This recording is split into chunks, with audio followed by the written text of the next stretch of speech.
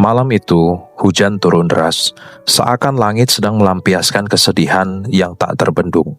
Aku, Delia, berjalan cepat di bawah payung lusuh menuju rumah. Jam sudah menunjukkan pukul 11 malam.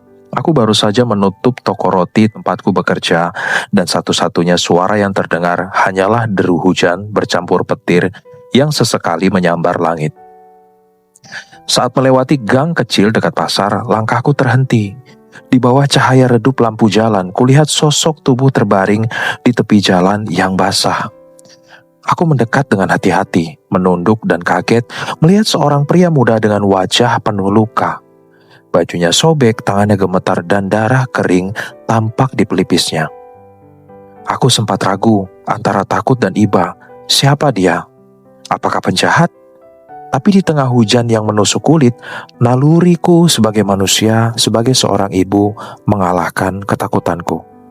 Aku menunduk, mengguncang bahunya perlahan. "Mas, kamu dengar saya?" tanyaku lirih. Tak ada jawaban, hanya nafas lemah yang nyaris tak terdengar. Aku merapatkan jaketku, menatap di sekeliling. Jalanan sepi, tak ada satupun orang lewat. Aku tahu, kalau aku meninggalkannya di situ, mungkin besok pagi dia sudah tak bernyawa. Dengan segala tenaga, aku berusaha mengangkat tubuhnya. Berat, tapi aku menahannya di pundak, menyeretnya perlahan menuju rumah. Hujan makin deras, payungku terlepas. Aku basah kuyup, tapi anehnya ada kekuatan yang membuatku tak berhenti. Begitu aku sampai di rumah, anakku, Arindra, yang sudah beranjak dewasa, langsung keluar dari kamarnya dengan wajah panik. "Bu, siapa ini?" tanyanya. "Entahlah nak, ibu menemukannya di jalan. Sepertinya dia butuh pertolongan."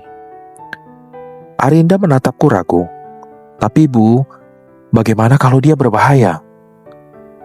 "Kalau ibu biarkan dia di sana, mungkin dia mati malam ini. Ibu tak sanggup lihat orang menderita begitu." Kami akhirnya membawa pria itu ke kamar kosong di samping dapur. Aku mengambil handuk dan mulai membersihkan darah di wajahnya. Tubuhnya panas tinggi. Aku menyiapkan air hangat, mengompres keningnya, dan menutup tubuhnya dengan selimut tebal. 3 hari pertama ia tidak sadar. Aku hanya mendengar nafasnya yang berat, kadang merintih lirih dalam mimpi. Aku menatapnya lama, bertanya-tanya siapa dia, dari mana datangnya, dan kenapa wajahnya seolah menyimpan kesedihan yang dalam. Pada hari keempat, saat aku sedang mengganti perban di dahinya, matanya perlahan terbuka. Tatapannya kosong tapi lembut. "Di mana saya?" Suaranya serak. "Kamu di rumah saya. Saya menemukan kamu di jalan malam itu," jawabku pelan. Ia mengerja pelan, menatap sekeliling, lalu menatapku. "Saya tidak ingat siapa saya." Aku diam sejenak. "Kamu benar-benar tidak ingat apapun?" Ia menggeleng pelan. "Nama saya pun, saya tidak tahu." Ada hening panjang di antara kami. Aku bisa merasakan ketakutan di matanya seperti anak kecil yang kehilangan arah. Aku tersenyum kecil. "Kalau begitu, sementara saya panggil kamu Ryan. Tidak masalah?" Dia menatapku lama, lalu mengangguk. "Ryan, baiklah." Sejak hari itu, hidupku berubah. Ryan tinggal di rumah kami. Setiap pagi, ia membantu membersihkan halaman, memperbaiki pintu yang rusak, bahkan kadang mengantar roti ke warung langganan. Aku mengajarinya cara membuat roti, meski hasilnya selalu gosong di pinggir. Kami sering tertawa bersama, dan tawa itu membuat rumah ini terasa hidup kembali setelah bertahun-tahun sunyi sejak suamiku meninggal. Arinda awalnya menjaga jarak, tapi lama-lama ia ikut terbiasa dengan kehadiran Ryan. Mereka kadang bercanda kecil di dapur, berebut adonan, atau menertawakan hasil roti yang gagal. Aku melihat itu dengan senyum samar, meski di dalam hatiku ada rasa aneh yang sulit kujelaskan. Malam-malamku mulai berbeda. Biasanya aku tidur ditemani sepi dan suara tikus di atap. Tapi kini ada suara langkah kaki Ryan di ruang tengah, atau suara batuknya yang pelan dari kamar sebelah.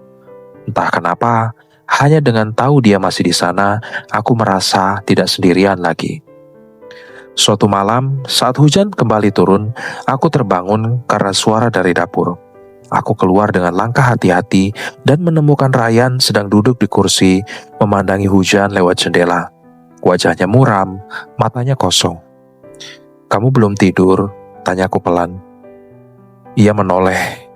"Maaf, saya membangunkan ibu ya." "Tidak, saya juga belum bisa tidur."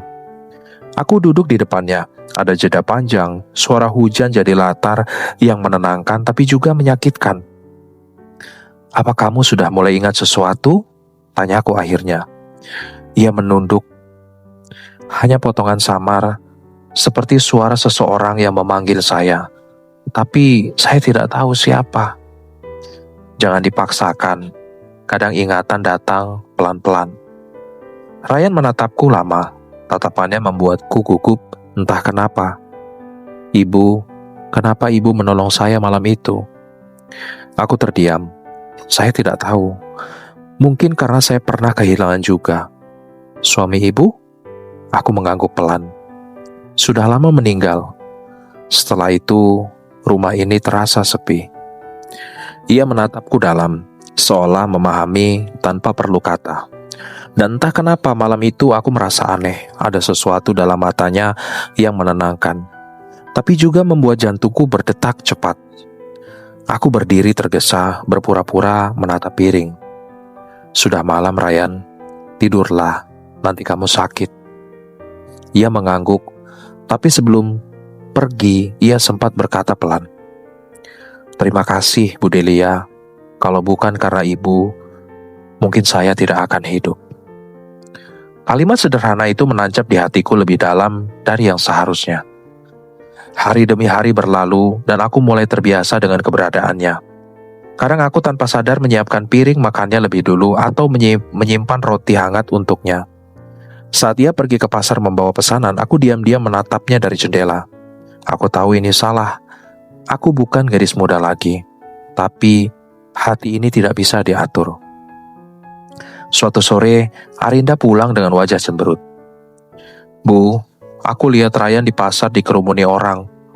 Ada yang hampir memukulnya," katanya. Aku panik dan segera berlari keluar. Di pasar, kulihat Ryan ditarik seorang pria tua dengan marah. "Ini orang yang mencuri ayam saya seminggu lalu," teriaknya. Aku terkejut. Ryan hanya berdiri diam, wajahnya bingung.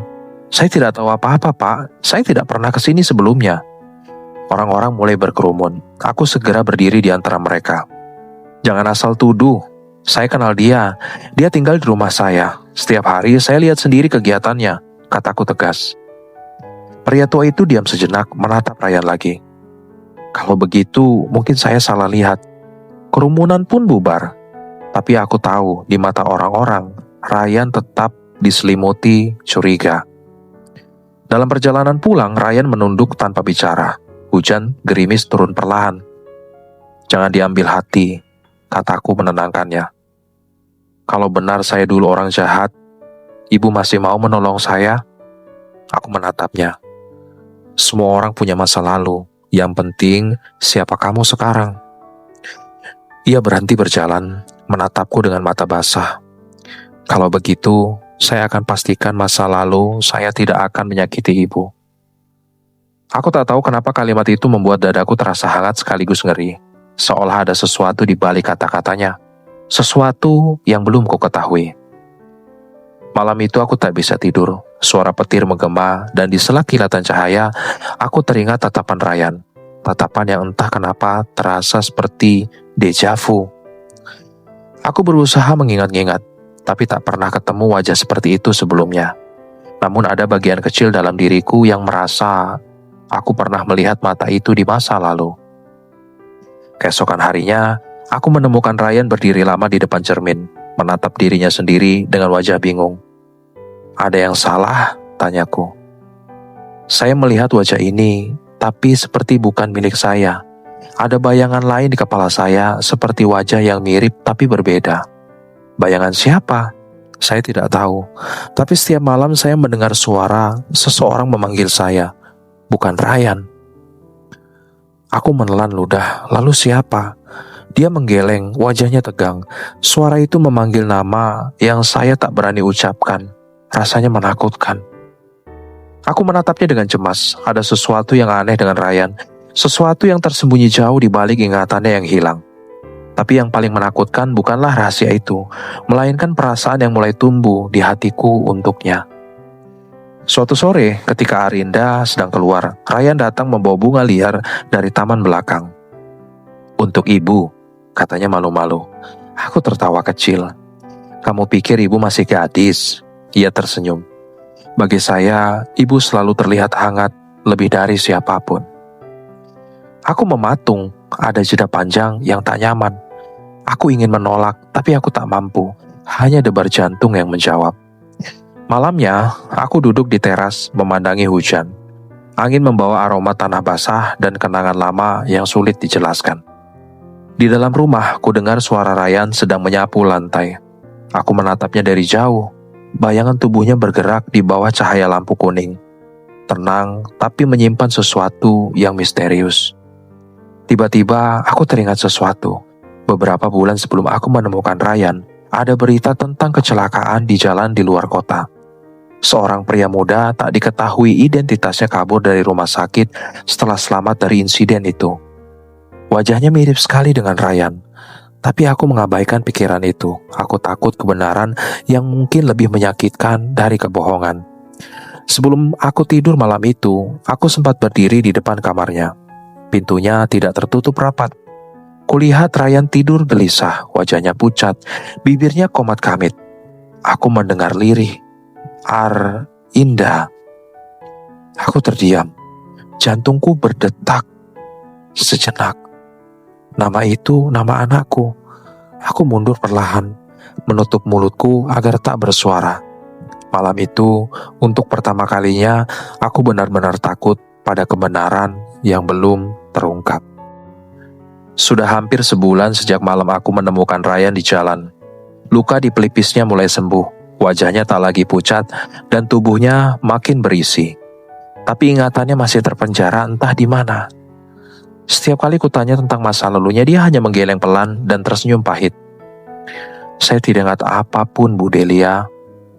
Kadang ada potongan bayangan, tapi semuanya buram." Aku tak pernah memaksanya. Mungkin ada alasan kenapa Tuhan membuatnya lupa. Dan aku tak ingin jadi orang yang membongkar sesuatu yang mungkin justru menyakitinya. Yang tidak aku sangka, kehadirannya perlahan mengubah suasana rumah yang selama ini hening. Dulu, hanya aku dan Arinda, anak perempuanku satu-satunya. Setelah suamiku meninggal karena serangan jantung 3 tahun lalu, rumah ini seperti berhenti bernapas. Tapi sejak Ryan datang, tawa mulai terdengar lagi. Pagi-pagi, dia sudah sibuk di dapur, membantu menyiapkan roti untuk dijual. Suara langkah kakinya di teras, suara pelan saat ia bersiul kecil sambil memperbaiki pagar, semuanya membuat rumah ini terasa hidup. Kadang aku memandangnya dari kejauhan, pura-pura sibuk di dapur, tapi mataku mengikuti setiap gerakannya. Tatapan itu tak seharusnya ada. Aku tahu itu salah. Tapi hatiku bukan batu. Ada sesuatu dalam dirinya yang hangat, lembut, dan entah bagaimana membuatku merasa dibutuhkan lagi. Arinda pun tampak menyukai keberadaannya. Gadis itu ceria setiap kali bicara dengan Ryan. Mereka sering bercanda di halaman, tertawa bersama, kadang membuatku ikut tersenyum walau perih. Aku tak tahu kenapa, tapi setiap kali kulihat Arinda tertawa di depan Ryan, ada sesuatu di dadaku yang menyesak. Malam-malamku menjadi waktu yang paling sulit. Setelah Arinda tidur, aku sering duduk di ruang tamu, menatap hujan dari jendela, mendengar suara rintiknya menyentuh atap. Dalam keheningan itu, bayangan wajah Ryan selalu muncul.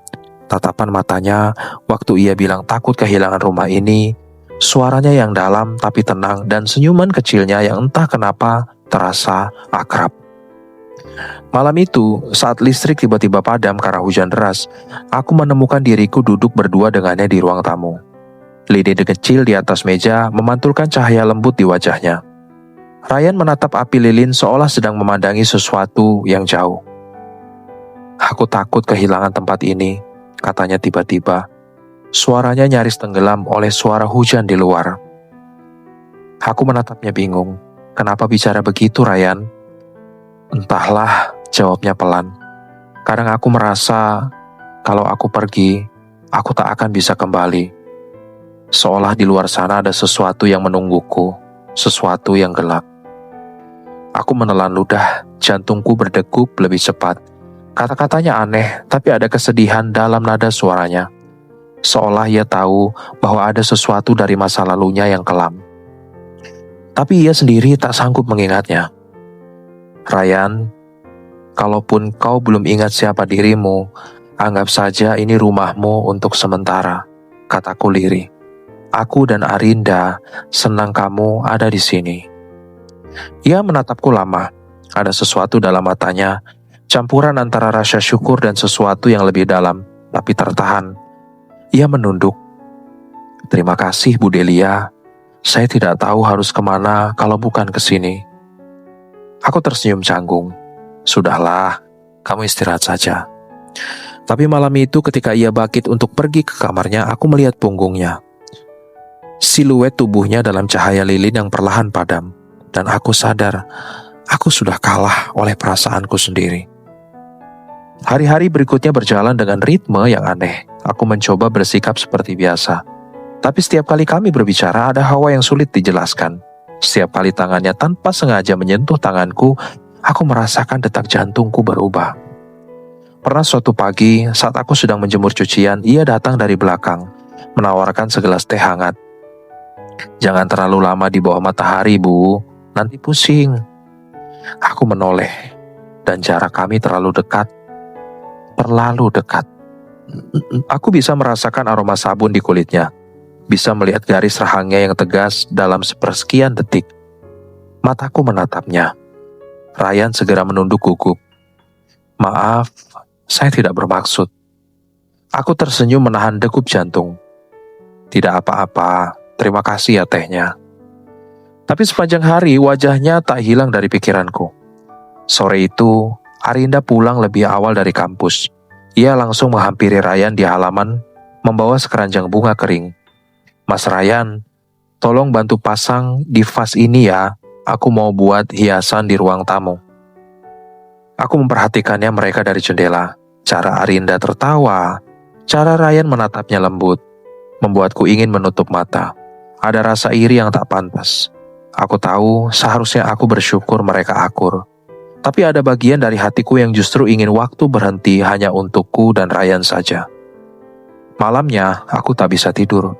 Aku berjalan ke dapur untuk minum, dan di sanalah kulihat Ryan duduk sendirian di meja makan. Wajahnya murung, seolah sedang menanggung sesuatu yang berat. Kamu belum tidur? Tanyaku perlahan. Ia mendongak. Tidak bisa tidur, Bu. Aku duduk di seberangnya, masih kepikiran soal masa lalu. Ia mengangguk. Tadi sore, waktu bantu Arinda, tiba-tiba aku seperti melihat bayangan seseorang. Wajahnya perempuan, tapi aku tidak tahu siapa. Rasanya aneh, seperti deja vu. Aku diam, menatapnya dengan hati yang berdebar. Mungkin itu bagian dari ingatanmu yang mulai kembali. Entahlah, bisiknya. Tapi setiap kali aku mencoba mengingatnya lebih jauh, kepala aku sakit. Seolah ada sesuatu yang sengaja menghalangi. Aku menggenggam tangannya tanpa sadar. Jangan paksa dirimu. Kadang yang hilang mungkin memang belum waktunya ditemukan. Ia menatap tanganku di atas lengannya. Lama, hening. Kemudian ia berkata pelan, Bu Delia, kalau suatu hari aku ingat semuanya dan ternyata aku bukan orang baik, apa ibu akan menyesal pernah menolongku? Pertanyaan itu membuat dadaku terasa berat. Aku menarik nafas panjang. Kalaupun kau punya masa lalu kelam, Tuhan pasti punya alasan kenapa kau sampai di sini, Ryan. Aku tidak menyesal menolongmu, sama sekali tidak. Ia tersenyum samar, tapi matanya masih menyimpan sesuatu yang sulit ditebak. Setelah malam itu, aku semakin sering memperhatikannya diam-diam. Tapi di saat yang sama, aku mulai menyadari perubahan kecil dalam dirinya. Kadang Ryan termenung lama di depan kaca. Kadang ia keluar rumah malam-malam dan kembali menjelang subuh tanpa memberi alasan yang jelas. Suatu malam aku mengikutinya diam-diam. Ia berjalan menuju gang kecil. berhenti di depan warung tua yang sudah tutup. Dari kejauhan, kulihat ia berdiri memandangi sesuatu di dinding. Sebuah kertas lusuh yang menempel di papan pengumuman. Aku mendekat perlahan, tapi saat hampir sampai, Ryan menoleh cepat, seolah merasa diikuti. Aku bersembunyi di balik tembok. Beberapa detik kemudian ia berbalik dan pergi dengan langkah cepat. Setelah ia hilang dari pandangan, aku keluar dari persembunyian. Kertas itu ternyata poster orang hilang. Foto seorang pria yang wajahnya sangat mirip dengan Ryan, dengan sedikit jenggot dan rambut lebih panjang. Di bawahnya tertulis, dicari Raka Wijaya. Hilang sejak 3 bulan lalu setelah terlibat insiden misterius di kawasan pelabuhan. Darahku terasa berhenti mengalir. Raka Wijaya, bukan Ryan. Tanganku gemetar saat membaca tulisan itu. Apa mungkin Ryan adalah pria yang sama? Kenapa dia bisa sampai dekat di rumahku dalam keadaan luka? Dan apa insiden misterius itu? Apa maksudnya? Aku pulang dengan dada berdebar. Malam itu aku tidak bisa tidur. Setiap kali menutup mata, bayangan wajahnya bercampur dengan foto di poster itu. Paginya, Ryan bertingkah seolah tak terjadi apa-apa. Ia tersenyum, menyapa seperti biasa, tapi entah kenapa kali ini senyum itu terasa lain. Ada sesuatu di balik tatapannya. Hari semakin terasa panjang, aku menyimpan rahasia itu sendiri, tidak berani menceritakannya kepada Arinda. Aku takut kalau Ryan benar-benar orang yang berbahaya, tapi lebih dari itu, aku takut kehilangan dia. Malam itu sebelum aku tidur, aku mendengar suara pintu pelan terbuka. Aku pura-pura tidur, tapi samar-samar kulihat bayangan seseorang mendekat ke tempat tidurku. Langkahnya pelan, nafasnya terdengar berat. Aku ingin membuka mata tapi tubuhku kaku. Lalu ku dengar suara berbisik di telingaku, suara yang membuat bulu kuduku berdiri. Bu Delia, jangan takut. Aku cuma ingin memastikan kalau ibu masih di sini. Aku menahan nafas, tak berani bergerak. Beberapa detik kemudian langkah itu menjauh dan pintu menutup kembali. Air mataku menetes tanpa sadar. Aku tidak tahu apakah aku harus merasa takut atau justru iba. Tapi malam itu aku sadar, Ryan menyimpan sesuatu yang lebih dalam dari sekedar kehilangan ingatan. Ada rahasia yang sedang ia sembunyikan dan entah kenapa aku merasa rahasia itu akan mengubah segalanya.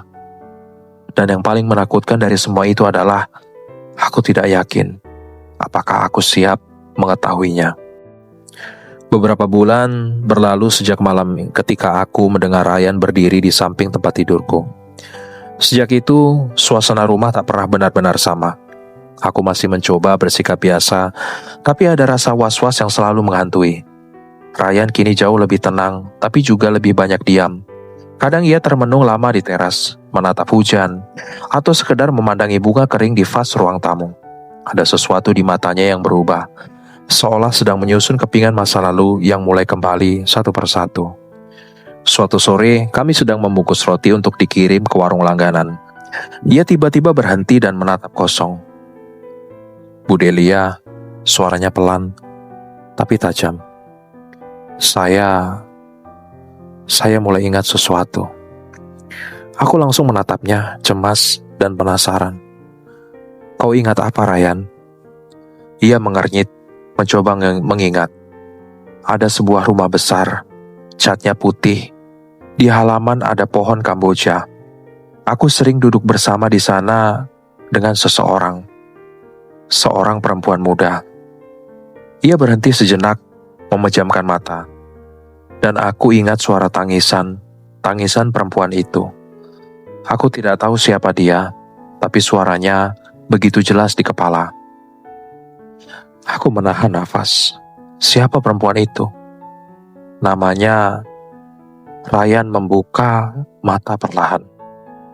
Namanya Arinda. Tanganku gemetar tanpa bisa kutahan. Apa? Arinda? Ulangnya yakin. Aku yakin aku pernah mengenalnya, tapi aku tidak tahu dari mana. Setiap kali aku mendengar nama itu, dadaku sesak, seolah aku melakukan sesuatu yang salah padanya. Jantungku berdegup kencang. Arinda adalah anakku. Bagaimana bisa nama itu muncul di kepingan ingatannya? Apa mungkin kebetulan? Tapi kenapa reaksinya begitu dalam? Malam itu aku tak bisa tidur. Aku hanya duduk di tepi ranjang, memandangi foto Arinda waktu kecil di dinding. Hati kecilku berkata, ini bukan kebetulan. Tapi aku menolak berpikir lebih jauh. Aku tak ingin mengotori pikiranku dengan prasangka.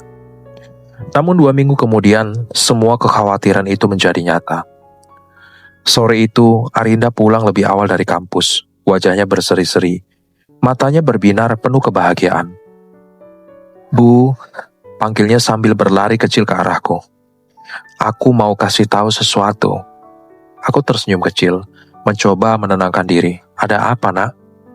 Ia mengangkat tangannya, di jarinya melingkar cincin perak sederhana. Bu, Ryan melamarku. Dunia seolah berhenti berputar. Suara detak jam dinding terdengar begitu keras di telingaku. Cincin itu berkilau di bawah cahaya sore, tapi justru terasa seperti pisau yang menembus dadaku. Dia melamarmu? Tanyaku lirih. Hampir tak keluar suara. Iya, Bu. Arinda memelukku dengan bahagia. Aku tak pernah sesenang ini. Ryan orang yang baik, perhatian, dan tulus. Aku tahu ibu juga menyayanginya seperti keluarga sendiri. Aku ingin ibu restui kami. Aku mencoba tersenyum, meski seluruh tubuhku gemetar. Tentu, nak, kalau kau bahagia, ibu juga bahagia.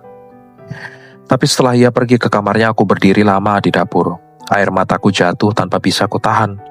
Aku memegang meja erat-erat, mencoba menenangkan diri. Bagaimana mungkin takdir mempermainkanku seperti ini? Pria yang kutolong, yang kuberi nama, yang diam-diam kuharapkan, sekarang akan menjadi suami anakku sendiri. Hari pertunangan pun berlangsung sederhana. Hanya beberapa tetangga yang datang. Aku berusaha tersenyum di antara tamu, menyiapkan makanan, berbicara basa-basi, tapi dalam hatiku ada perang yang tak bisa dimenangkan.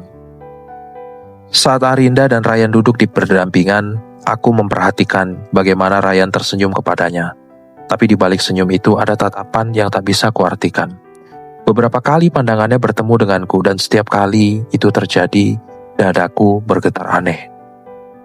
Tatapan itu bukan tatapan calon menantu kepada ibu mertuanya, itu tatapan seseorang yang menyimpan perasaan lain. Setelah acara selesai dan tamu pulang, aku masuk ke dapur sendirian. Suara hujan kembali turun di luar, seperti mengulang malam ketika aku pertama kali menemukannya. Aku berpikir keras, mencoba memahami semuanya. Apa mungkin Tuhan memang sedang mengujiku? Atau ini adalah balasan karena aku menyimpan rasa yang seharusnya tidak ada? Saat aku termenung di sana, tiba-tiba ku dengar suara langkah mendekat. Aku menoleh dan kulihat Ryan berdiri di pintu. Wajahnya tegang, seperti menahan sesuatu. Ryan, panggilku pelan. Ia melangkah mendekat, lalu berhenti di depan meja. Bu Delia, saya perlu bicara. Aku mencoba tersenyum meski gugup. Tentang apa? Ia menatapku dengan mata yang begitu jujur, tapi juga menyakitkan. Saya tidak tahu bagaimana mengatakannya, tapi hati saya selalu tertarik pada ibu. Bahkan sebelum saya sadar siapa saya. Darahku berdesir. Dunia seakan berputar cepat. Jangan begitu, Ryan. Kamu calon suami anakku. Tapi hati tidak bisa diatur, katanya pelan. Setiap kali saya menatap Arinda, yang saya lihat justru ibu. Setiap kali saya tersenyum padanya, hati saya menolak seolah ada yang salah dengan semua ini. Aku menunduk, air mata menetes di lantai. Ryan, tolong hentikan, aku mohon. Jangan hancurkan hidup anakku. Aku sudah cukup berdosa karena pernah membiarkan perasaan ini tumbuh. Sekarang, giliranmu untuk berhenti. Ia diam lama, nafasnya berat, seperti sedang menahan sesuatu yang tak bisa dikendalikan. Lalu ia berkata dengan suara bergetar, "Saya tidak bisa, Bu. Saya sudah mencoba. Tapi setiap kali saya jauh dari ibu, kepala saya sakit. Setiap kali saya melihat Arinda, saya merasa bersalah. Tapi saya tidak tahu kenapa." Aku menatapnya, bingung, takut, dan sedih. bersamaan. Bersalah? Maksudmu? Ia memejamkan mata, memegang pelipisnya. Saya tidak tahu, tapi akhir-akhir ini bayangan itu semakin jelas. Perempuan muda itu wajahnya mirip Arinda. Tapi setiap kali saya mencoba mengingat lebih dalam, saya melihat darah, banyak darah. Aku tertegun. Darah? Ia menatapku lagi, matanya bergetar. Saya takut, Bu. Saya takut kalau masa lalu saya bukan seperti yang Ibu pikir. Suasana dapur mendadak mencekam. Hujan di luar semakin deras, kilat menyambar, dan untuk sesaat aku merasa sedang berdiri di tengah mimpi buruk. Ryan, kataku perlahan, kalau kau memang punya masa lalu yang kelam, mungkin itu alasan kenapa Tuhan menghapus ingatanmu. Tapi sekarang, yang penting adalah kau sudah berubah. Ia menggeleng. Tidak, Bu. Saya harus tahu siapa saya sebenarnya. Saya tidak bisa menikahi Arinda kalau hati saya tidak jujur. Tapi setiap kali mencoba mengingat, yang muncul justru wajah ibu. Aku mundur selangkah, gemetar. Ryan berhenti. Ia mendekat, menatapku dengan mata penuh luka. Saya mencintai ibu, Delia. Saya tahu ini salah, tapi apapun yang saya coba, perasaan itu tidak bisa hilang. Aku hampir tak bisa bernapas, air mataku jatuh deras. Ryan, tolong, jangan buat semuanya semakin rumit. Aku ini ibu dari Arinda, jangan hancurkan kebahagiaan anakku. Ia menunduk dalam-dalam seolah menyesal, lalu berbalik pergi. Tapi sebelum keluar dari dapur, ia berkata pelan tanpa menoleh. Kalau suatu hari saya tahu siapa saya sebenarnya, dan ternyata saya pernah menyakiti Arinda, tolong jangan biarkan saya dekat dengannya, Bu. Karena saya takut saya bukan orang yang pantas untuk dia. Malam itu aku tidak bisa tidur. Aku duduk di tepi ranjang, memandangi jendela yang basah oleh hujan. Perasaanku campur aduk antara cinta, takut, dan kebingungan. Pagi harinya aku menemukan Ryan di halaman belakang. Ia memandangi tanah yang basah. Di tangannya ada sehelai foto lusuh yang tampaknya baru saja ia temukan di dalam tas lama yang dulu ia bawa saat pertama kali kutemukan.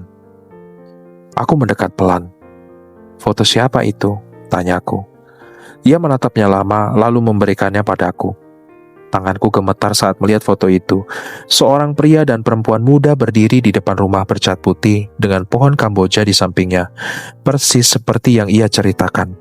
Tapi yang membuat darahku berhenti mengalir adalah wajah perempuan muda dalam foto itu. Itu Arinda. Dan pria di sebelahnya adalah Ryan. Aku hampir menjatuhkan foto itu. Dari mana kau dapat ini? Dari tas saya, katanya lirih. Saya tidak tahu kenapa baru sekarang menemukannya. Tapi setelah saya melihat ini, saya yakin saya mengenalnya. Perempuan ini, Arinda. Aku tak bisa berkata apa-apa. Dunia seolah runtuh di depan mataku. Kalau benar mereka pernah saling mengenal sebelum semua ini, berarti Ryan bukan hanya kehilangan ingatan, tapi juga membawa rahasia besar yang mungkin bisa menghancurkan kami. Malamnya aku kembali ke kamar menatap foto itu lama-lama. Dalam hati kecilku, aku mulai curiga. Jangan-jangan Arinda tahu sesuatu yang tidak aku ketahui. Beberapa hari kemudian saat aku mencari Arinda di kamarnya, aku menemukan sebuah buku catatan di laci mejanya. Di dalamnya tertulis rapi dengan tinta biru. Aku tidak tahu harus bersikap bagaimana jika Mama tahu yang sebenarnya. Aku tidak pernah memberitahu Mama tentang siapa Ryan sebenarnya. Aku hanya ingin melindunginya. Tanganku gemetar membaca tulisan itu. Jadi, Arinda tahu. Tiba-tiba dari luar kamar, suara langkah kaki terdengar. Aku cepat-cepat menutup buku itu dan berpura-pura sibuk. Ryan muncul di pintu. Wajahnya terlihat gelisah. Bu Delia, katanya cepat. Saya baru ingat sesuatu lagi. Malam sebelum saya ditemukan, Ibu, ada seseorang yang mencoba membunuh saya. Aku menatapnya lebar. Membunuhmu? Iya. Saya yakin itu bukan kecelakaan, tapi saya tidak tahu siapa pelakunya. Yang saya ingat cuma satu hal. Sebelum saya pingsan, saya melihat seseorang berdiri di depan saya. Perempuan muda dengan wajah yang penuh air mata. Aku menahan nafas. Kau yakin? Ia mengangguk pelan. Dan anehnya, Perempuan itu sangat mirip dengan Arinda. Seketika seluruh tubuhku dingin, hujan di luar mulai turun lagi, seolah langit tahu apa yang baru saja terucap. Aku menatap Ryan yang kini berdiri di ambang pintu dengan mata penuh tanda tanya. Di kepalaku hanya ada satu pikiran. Kalau yang ia katakan benar, maka rahasia yang disembunyikan Arinda selama ini jauh lebih kelam dari yang pernah kubayangkan.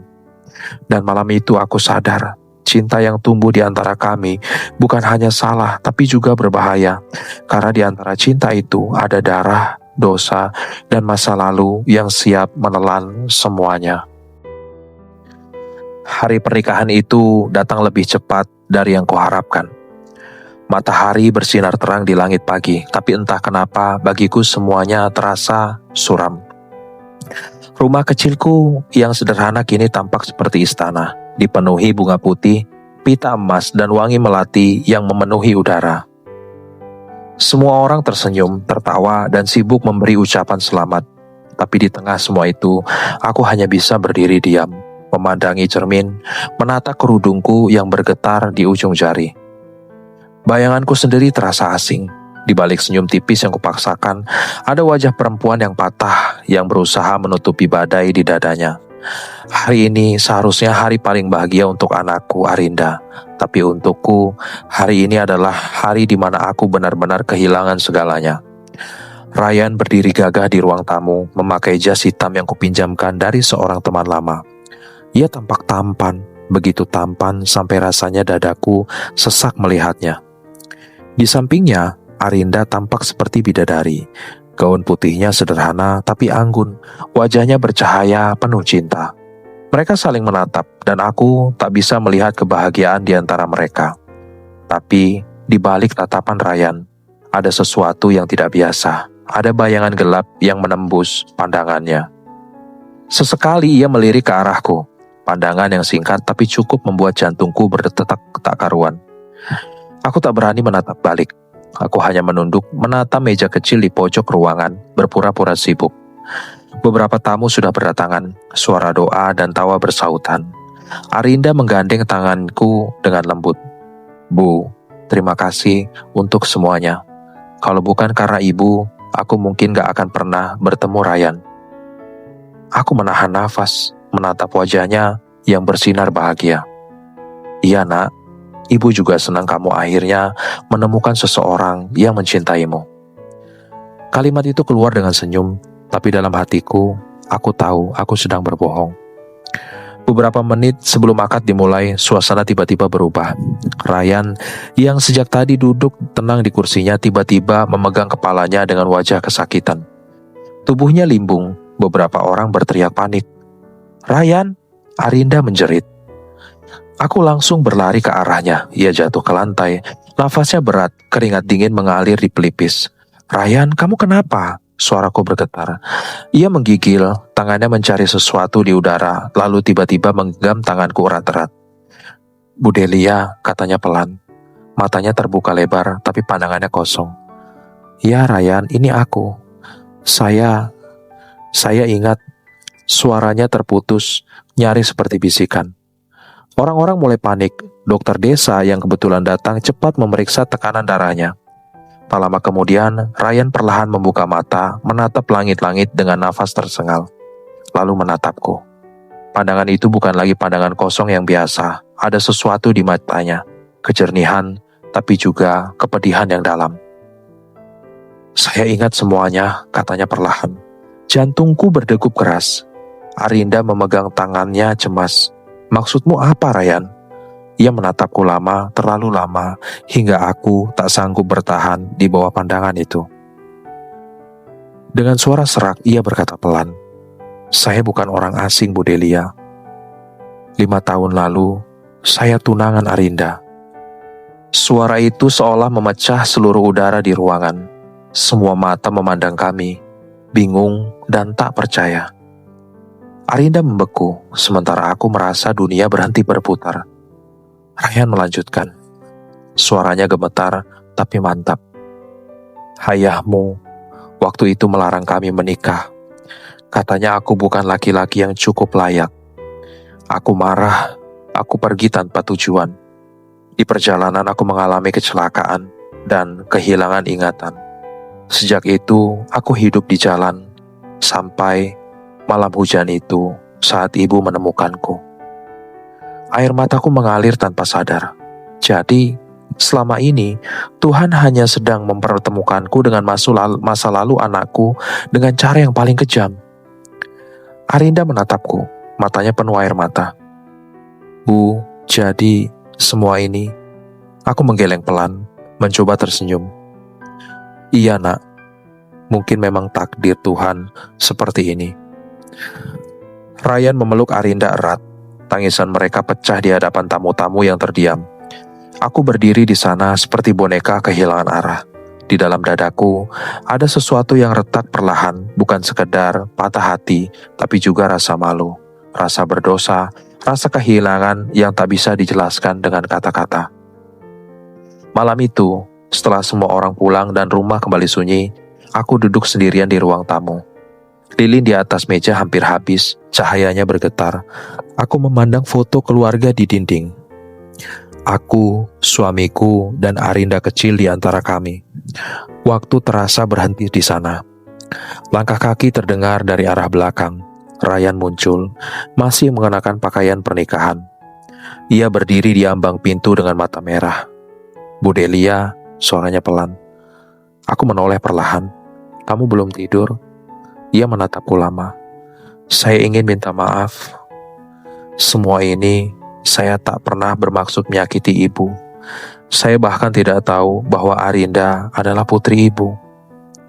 Aku tersenyum tipis. Kamu tidak salah, Ryan. Tidak ada yang salah di sini. Hanya takdir yang terlalu rumit untuk dimengerti manusia.